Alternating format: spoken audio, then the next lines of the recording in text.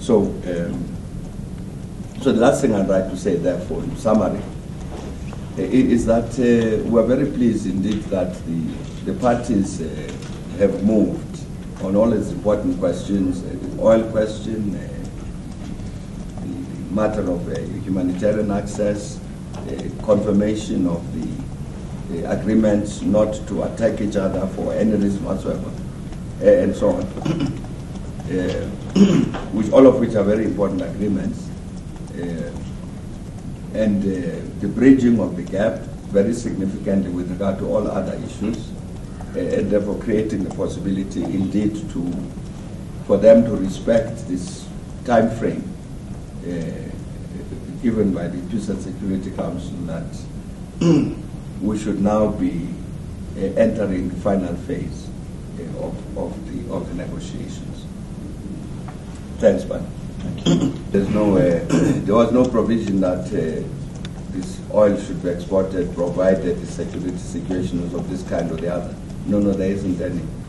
But obviously the both countries would be interested to make sure that the industry, including the pipelines and so on, is not affected by any conflict. And therefore the parties understand very well that it would be important that by the time this oil starts flowing again, the necessary security arrangements should be in place. Any idea when the summit might take place and where it might take place between the two presidents in September? Well, no, we wouldn't have a specific date, but it clearly will be somewhere beginning of September. And I think the venue will be here in Addis Ababa. Thank you.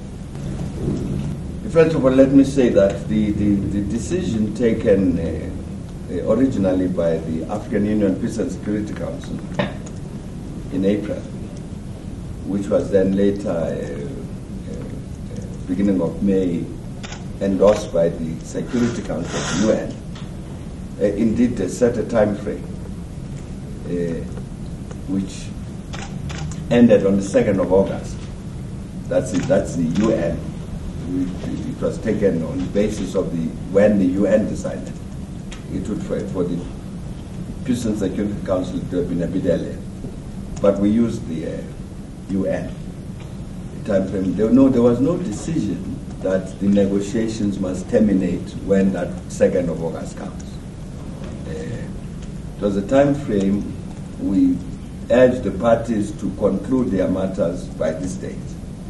There was no understanding that if they have not, therefore the negotiations terminate. But it would, it's necessary to say this is not an open-ended process, and that therefore the panel would report, in that case where an African Union panel would report to the African Union at the end of that period, so that it can then assess, in the light of the progress that has been achieved, what do we do? In the event there are some matters that are still unresolved. And so the determination made by the Peace and Security Council was, given our report, and therefore their understanding of the situation, their belief is that we need a little bit of time, the parties need a little bit of time, in fact, to finalize the negotiations, which is what will happen. In a sense, it's not to say we're going to give you a new period to start afresh anything, but we're giving you this period to complete the work that you've been doing. Now, with regard to this demilitarized border zone, as I was saying, the agreement is that there should be a joint border verification and monitoring mechanism. The reason it's called joint is because it would have people from South Sudan, monitors, and people from Sudan.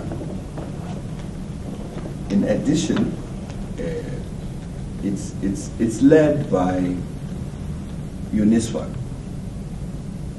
It's led by a unit of UNISWA will participate in all this, and all the logistic support and so on and so on. and it's led by UNISWA, which is a UN body, which will also bring international monitors to join the Sudanese and South Sudanese monitors. So indeed it is a matter that's then led by the international group, the UN, UNISWA, with international monitors, together with monitors from both sides, working together as one team. So that's the arrangement.